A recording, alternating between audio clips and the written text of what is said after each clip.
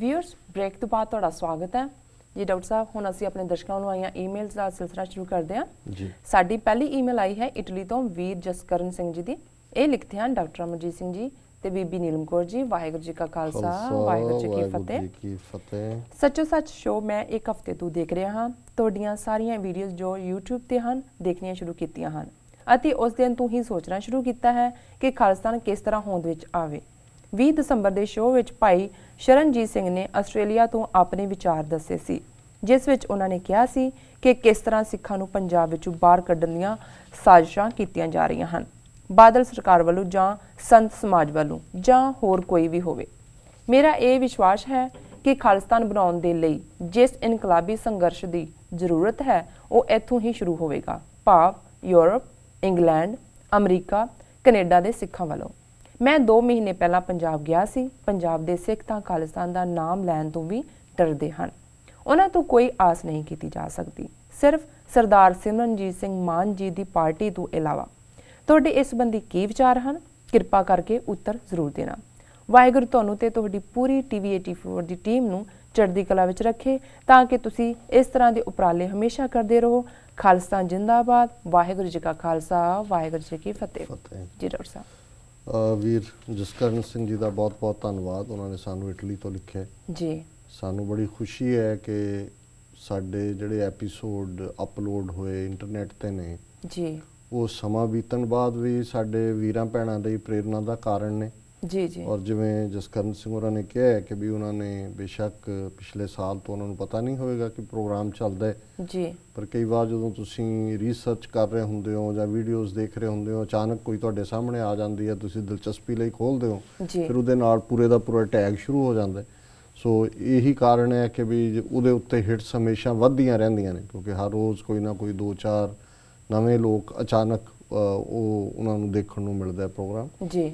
ਸੋ ਉਹਨਾਂ ਨੂੰ ਜਿਹੜਾ ਸਾਡੇ ਪ੍ਰੋਗਰਾਮ 'ਚੋਂ ਕੁਛ ਮਿਲਿਆ, ਉਹਨਾਂ ਨੇ ਸ਼ਲਾਘਾ ਦੇ ਸ਼ਬਦ ਕਹੇ ਨੇ, ਉਸ ਦੇ ਲਈ ਅਸੀਂ ਉਹਨਾਂ ਦੇ ਸ਼ੁਕਰਗੁਜ਼ਾਰ ਹਾਂ ਜੀ ਜੀ। ਉਹਨਾਂ ਨੇ ਟਿੱਪਣੀ ਕੀਤੀ ਹੈ ਕਿ ਸਰ ਸ਼ਰਨਜੀਤ ਸਿੰਘ ਜਿਨ੍ਹਾਂ ਨੇ 20 ਦਸੰਬਰ ਨੂੰ ਈਮੇਲ ਲਿਖੀ ਜਾਂ ਅਸੀਂ ਉਸ ਨੂੰ 20 ਦਸੰਬਰ ਦੇ ਪ੍ਰੋਗਰਾਮ ਸ਼ਾਮਲ ਕੀਤਾ ਜੀ। ਉਹਨਾਂ ਨੇ ਸਾਜ਼ਿਸ਼ਾਂ ਦੀ ਗੱਲ ਕੀਤੀ ਕਿ ਕਿਵੇਂ ਬਾਦਲ ਦਲ ਜਾਂ ਸੰਤ ਸਮਾਜ ਔਰ ਹੋਰ ਭਈਆ ਬ੍ਰਿਗੇਡ ਕਿਵੇਂ ਇਹ ਸਾਰੇ ਸਾਜ਼ਿਸ਼ਾਂ ਕਰ ਰਹੇ ਨੇ ਸਿੱਖਾਂ ਦੀ ਗਿਣਤੀ ਘਟਾਉਣ ਦੀ, ਉਹਨਾਂ ਦੀ ਨਸਲਕੁਸ਼ੀ ਕਰਨ ਦੀ, ਉਹਨਾਂ ਨਾਲ ਇੰਟਰਰੇਸ਼ੀਅਲ ਅਲਟੀਮੇਟਲੀ ਰਿਲੇਸ਼ਨਸ਼ਿਪਸ ਕਾਇਮ ਕਰਨ ਦੀ ਜੀ, ਔਰ ਉਹਨਾਂ ਨੂੰ ਅਲਟੀਮੇਟਲੀ ਜ਼ਮੀਨਾਂ ਕਿਵੇਂ ਸਸਤੇ ਭਾਅ 'ਤੇ ਦਿੱਤੀਆਂ ਜਾਣਗੀਆਂ, ਅਲਾਟ ਕੀਤੀਆਂ ਜਾਣਗੀਆਂ, ਕਿਉਂਕਿ ਪੰਜਾਬ ਦੀ ਜਵਾਨੀ ਤਾਂ ਨਸ਼ਿਆਂ ਔਰ ਦੂਸਰੀ ਜਿਹੜੀਆਂ ਕਮਜ਼ੋਰੀਆਂ ਦਾ ਸ਼ਿਕਾਰ ਹੈ। ਸੋ ਉਹਨਾਂ ਦਾ ਇਹ ਕਹਿਣਾ ਹੈ ਕਿ ਮੈਂ ਵੀ ਹੁਣੇ ਹੀ ਪੰਜਾਬ ਤੋਂ ਆਇਆ ਔਰ ਇਹ ਉੱਥੇ ਕੋਈ ਖਾਲਿਸਤਾਨ ਦੀ ਗੱਲ ਨਹੀਂ ਕਰਦਾ ਹੈ। ਔਰ ਫਿਰ ਉਹਨਾਂ ਨੇ ਕਨਕਲੂਡ ਕੀਤਾ ਹੈ ਕਿ ਵੀ ਸਿਰਫ ਤੇ ਸਿਰਫ ਉੱਥੇ ਸਿਮਰਨਜੀਤ ਸਿੰਘ ਮਾਨ ਨੇ ਉਹਨਾਂ ਦੀ ਪਾਰਟੀ ਮਜ਼ਬੂਤੀ ਨਾਲ ਖਾਲਿਸਤਾਨ ਦੀ ਗੱਲ ਕਰਦੀ, ਔਰ ਜਿਹੜਾ ਉਹਨਾਂ ਦਾ ਮੈਂ ਸਮਝਦਾ ਵੀ ਨੁਕਤਾ ਹੈ ਵੀ ਖਾਲਿਸਤਾਨ ਦੀ ਲਹਿਰ ਤਾਂ ਬਾਹਰਲੇ ਸਿੱਖਾਂ ਨੂੰ ਜਿਨ੍ਹਾਂ ਦੇ ਵਿੱਚ ਯੂਰਪ, ਅਮਰੀਕਾ, ਆਸਟ੍ਰੇਲੀਆ, ਨਿਊਜ਼ੀਲੈਂਡ ਆਦਿ ਦੇਸ਼ਾਂ 'ਚ ਵਾਸਤੇ ਸਿੱਖ ਨੇ ਵੀ ਉਹੀ ਇਸ ਲਹਿਰ ਨੂੰ ਚਲਾਉਣਗੇ। ਸੋ ਇਹ ਉਹਨਾਂ ਦੀ ਸਮੁੱਚੀ ਈਮੇਲ ਹੈ।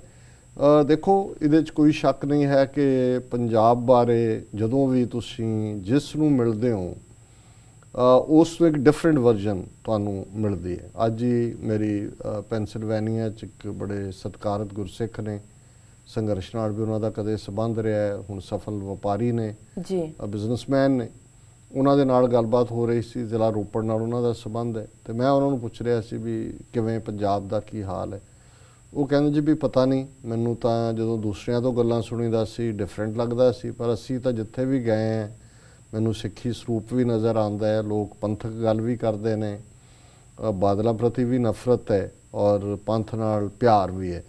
ਸੋ ਮੈਂ ਸਮਝਦਾ ਵੀ ਇੱਕ ਤਾਂ ਇਹਦੇ ਸ਼ਾਇਦ ਇਹ ਕਾਰਨ ਹੋਏਗਾ ਕਿ ਜਿਹੜਾ ਬੰਦਾ ਜਿਸ ਕਿਸਮ ਦੇ ਉਹਦੇ ਰਿਸ਼ਤੇਦਾਰ ਨੇ ਜਾਂ ਮਿਲਣ ਮਿਲਾਉਣ ਵਾਲੇ ਨੇ ਜਾਂ ਜਿਨ੍ਹਾਂ ਕੁ ਥਾਵਾਂ 'ਤੇ ਉਹ ਜਾਂਦਾ ਹੈ, ਪਹਿਲਾ ਇਮੇਜ ਤਾਂ ਉੱਥੋਂ ਹੁੰਦਾ ਜੀ। ਬਿਲਕੁਲ। ਸੋ ਸੰਭਵ ਹੈ ਕਿ ਕੁਛ ਵੀਰ ਜਿਹੜੇ ਇੱਥੇ ਆ ਕੇ ਜ਼ਿਆਦਾ ਜਾਗਰੂਕ ਨੇ, ਪਰ ਉਹਨਾਂ ਦੇ ਰਿਸ਼ਤੇਦਾਰ ਜਾਂ ਸੱਜਣ ਅਜੇ ਉਹ ਪੁਰਾਣੇ ਔਰਬਿਟ ਦੇ ਵਿੱਚ ਹੀ ਘੁੰਮ ਰਹੇ ਨੇ ਅਤੇ ਉਹਨਾਂ ਦਾ ਅਨੁਭਵ ਨਾ ਪੱਖੀ ਹੁੰਦਾ।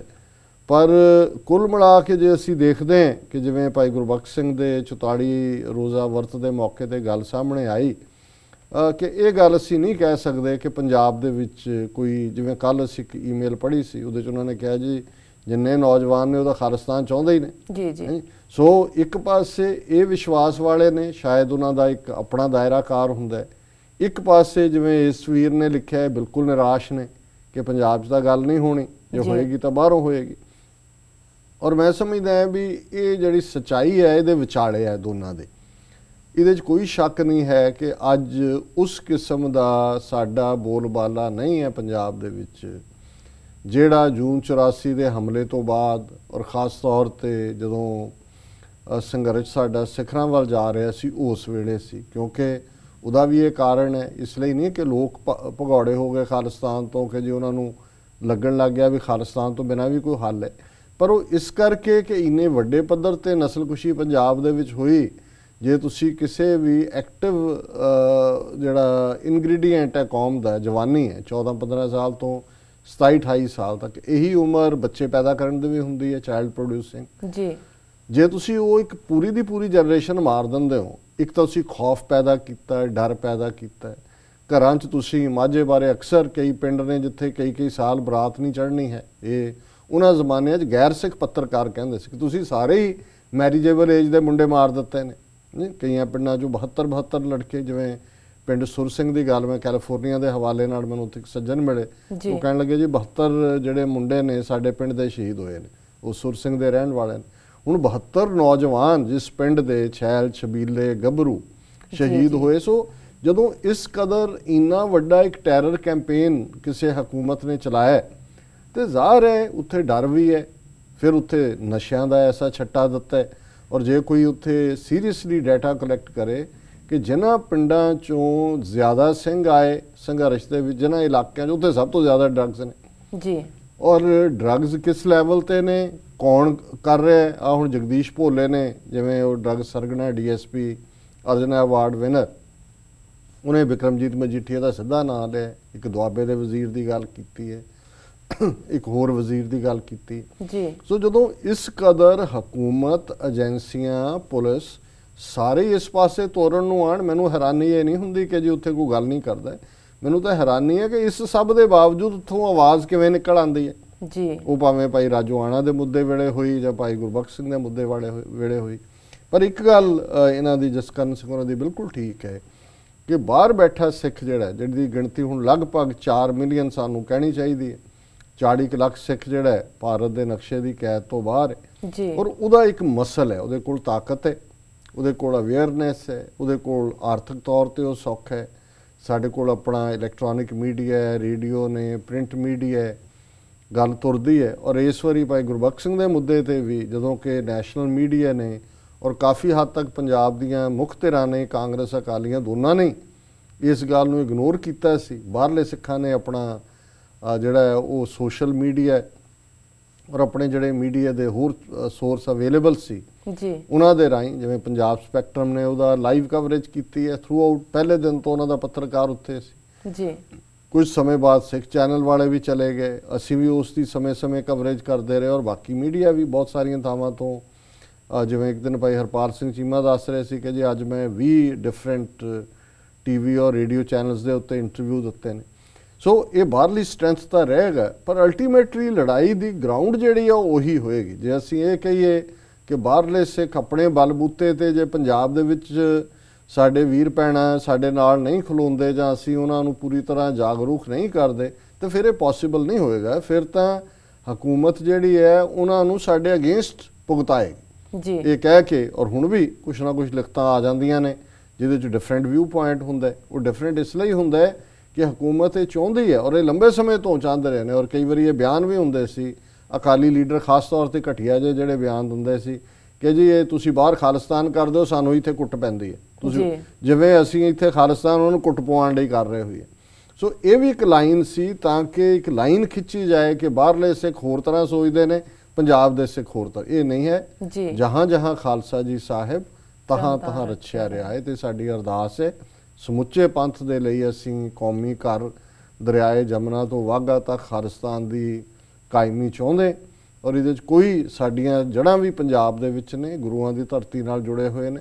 ਔਰ ਕੁਝ ਮਾਮਲਿਆਂ ਦੇ ਵਿੱਚ ਬੇਸ਼ੱਕ ਉਹਨਾਂ ਨੇ ਕੁਰਬਾਨੀਆਂ ਸਭ ਤੋਂ ਜ਼ਿਆਦਾ ਕੀਤੀਆਂ ਨੇ, ਉਹਨਾਂ ਨੇ ਜਿਹੜਾ ਉਹ ਅੱਗੇ ਹੋ ਕੇ ਇਸ ਜੰਗ ਨੂੰ ਲੜਿਆ, ਔਰ ਅੱਗੋਂ ਵੀ ਉਹਨਾਂ ਨੇ ਹੀ ਲੜਨਾ ਹੈ। ਅਸੀਂ ਇੱਥੋਂ ਉਹਨਾਂ ਨੂੰ ਹੋਰ ਜੋ ਇੱਕ ਆਜ਼ਾਦ ਕੌਮਾਂ ਦੀ ਮਦਦ ਦੇ ਲਈ ਬਾਹਰਲੇ ਉਹਨਾਂ ਦੇ ਭੈਣ ਭਰਾ ਜਿਵੇਂ ਯਹੂਦੀਆਂ ਦੀ ਹੋਈ ਹੈ ਮਦਦ, IRA ਨੇ ਕੀਤੀ ਹੈ, ਸਕਾਟਸ ਨੇ ਕੀਤੀ ਹੈ, ਸਾਊਥ ਸੁਡਾਨ ਵਾਲਿਆਂ ਨੇ ਕੀਤੀ ਹੈ, ਕੋਸੋਵੋ ਵਾਲਿਆਂ ਨੇ ਕੀਤੀ ਹੈ। ਅਸੀਂ ਅੰਤਰਰਾਸ਼ਟਰੀ ਕਾਨੂੰਨ ਦੇ ਦਾਇਰੇ 'ਚ ਰਹਿੰਦੇ ਹਾਂ, ਆਪਣੇ ਭੈਣਾਂ ਭਰਾਵਾਂ ਦੀ ਪੰਜਾਬ ਦੀ ਧਰਤੀ ਦੇ ਉੱਤੇ ਮਦਦ ਕਰਦੇ ਹਾਂ ਔਰ ਕਰਾਂਗੇ ਵੀ।